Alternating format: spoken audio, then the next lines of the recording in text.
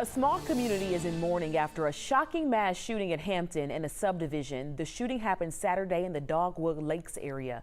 A manhunt ended with law enforcement killing the suspect in a shootout on Sunday, so about a day later.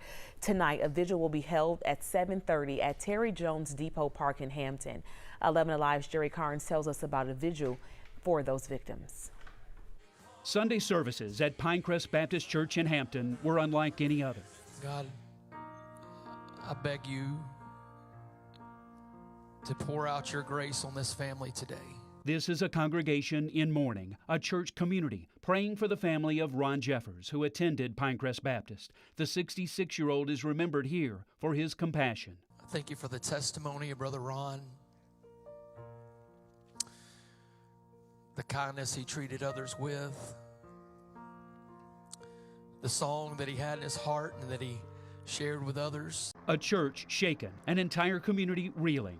The Dogwood Lakes neighborhood in Hampton woke up Saturday morning to sirens, police, and news of inexplicable acts of violence.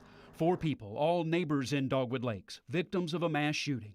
They are 67-year-old Scott Leavitt, his 66-year-old wife, Shirley, their neighbor, 65-year-old Steve Blizzard, and Ron Jeffers, aged 66. It's always sad when you learn that somebody's been hurt. That's kind of like a blow in the gut. Larry Pritchard has lived in Dogwood Lakes for more than 20 years. He says Scott Leavitt and Steve Blizzard were both veterans of the U.S. military. We would, wave and say hello almost every time we saw them. Now a neighborhood, a city, deals with incredible grief following a morning of violence some are calling the saddest time in the 150-year history of Hampton.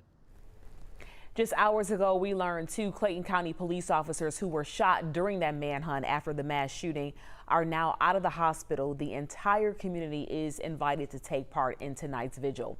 For more information on the victims or the mass shooting itself, just look for this story on 11alive.com.